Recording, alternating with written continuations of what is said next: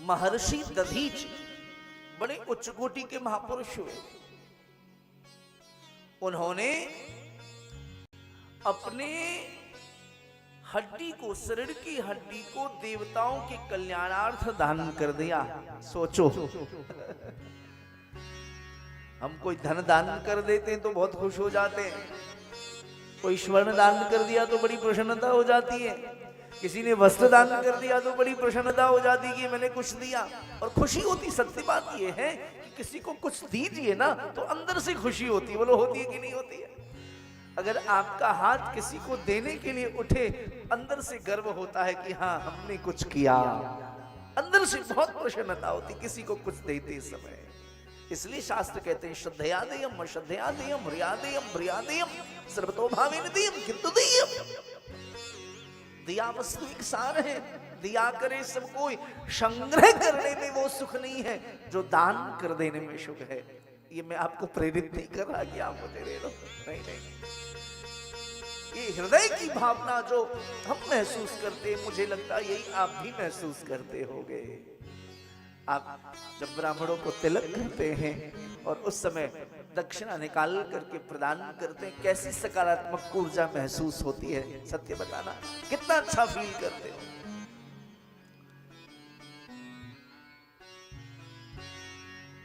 दधीचि ऋषि ने यह सब तो दिया ही, अपनी हड्डी शरीर की भी दान कर दी, और उसी हड्डी से क्या बना? दधीचि ऋषि की हड्डी से क्या बना? वज्र, वज्र, वज्र बना। जब दधीचि ऋषि ने अपने शरीर का हड्डी दान किया, उस समय उनकी धर्मपत्नी गर्भवती थी। उनको जब चिताग्नि में लिटाया जा रहा था ऋषि दधीच को, तो अपने योग बल के, तप के बल पर अपने उदर में पल रहे बालक को महाराज प्रसव करके बाहर निकाला और पीपल के वृक्ष की जड़ में रख दिया। दधीचि ऋषि के पत्नी ने, बहुत ध्यान से सुनना, दधीचि ऋषि की पत्नी ने उस बालक को पीपल के जड़ में रख दिया, और पीपल के जो देवता हैं उन्होंने उनकी रक्षा की। पीपल में एक फल निकलता है, आपने देखा होगा, गोल गोल छोटा छोटा, देखा है क्या?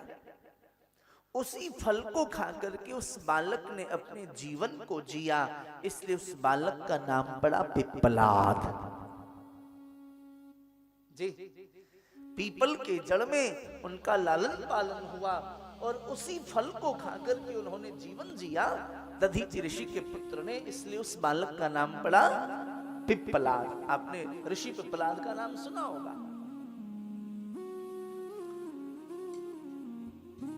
पिप्पलाद धीरे धीरे बड़े होने लगे, बहुत ध्यान से सुनना। पिप्पलाद बड़े होने लगे।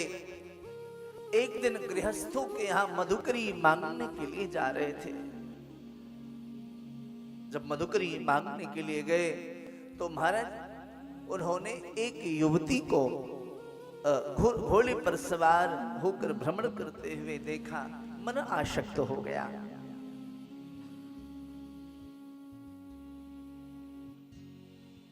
ऐसा मन आसक्त हुआ, लोगों से पता किया कौन है ये। बोले ये वर्तमान के जो राजा हैं उनकी पुत्री हैं। महाराज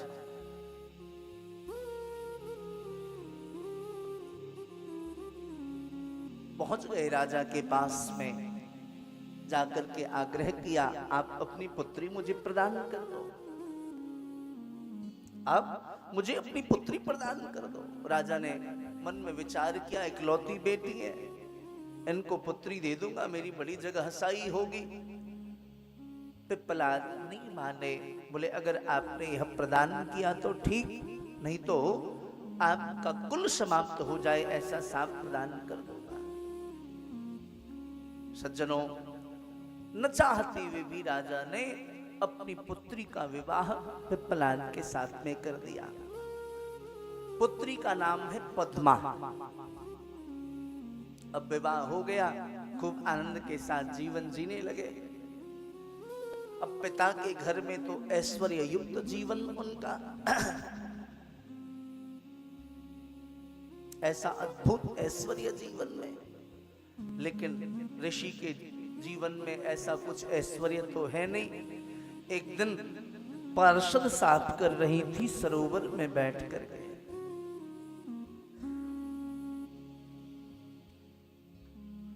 अचानक एक राजकुमार घोड़े पर बैठ करके निकले। युवती को देखा, कौन हो तुम? तुम्हारा तो स्वरूप बड़ा दिव्य है, संस्कारी प्रतीत होती हो, किसी राज महल की राजकन्या दिखती हो, पर ये तुम्हारा वस्त्र, मलिन वस्त्र, यह प्रतीत होता है आप बड़े कष्ट से पीड़ित हो। क्या परिचय तुम्हारा? अपना परिचय दिया, मैं फलाने राजा की बेटी हूं, मेरा नाम है पद्मा, मेरा विवाह ऋषि पिप्पलाद के साथ में हुआ है। उस राजकुमार ने कहा, कहाँ आए के फंसी तुम तो मेरे योग्य हो। तरह तरह की मीठी मीठी बातें करने लगी। महाराज पद्मा को आवेश आ गया। पद्मा को आवेश आ गया। महाराज आप संभल करके बात करिए।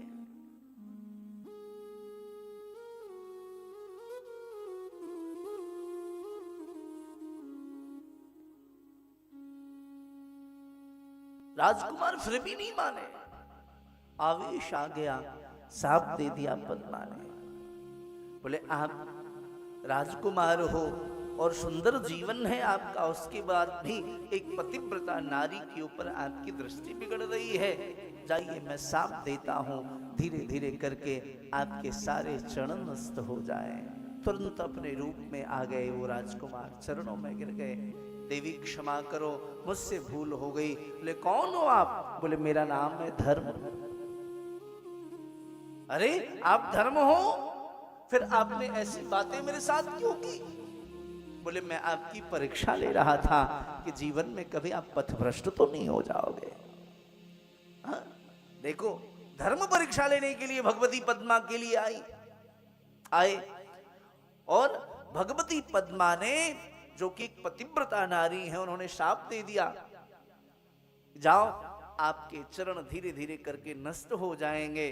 पतिव्रता नारी में इतना बल है, इतनी शक्ति होती है कि वो धर्म को भी साप दे दे। अपनी गलती पर पश्चाताप हुआ पद्मा को। बोले कोई बात नहीं, मैं आपको आशीर्वाद देती हूं, एक साथ आपके चरण नष्ट नहीं होंगे। धीरे धीरे करके चारों चरण नष्ट तो होंगे, लेकिन समय के साथ फिर चारों चरण प्रकट भी हो जाएंगे।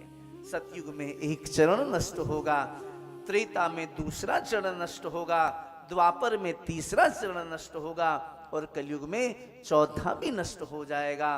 फिर जब सतयुग प्रारंभ होगा तो पुनः आपके चारों चरण प्रकट हो जाएंगे। पद्मा ने आशीर्वाद दिया। तो कहने का आशय यह है कि पतिव्रता नारी में इतना बल, इतनी शक्ति, इतना सामर्थ्य है कि वो धर्म को भी साप दे दे, क्षय होने का।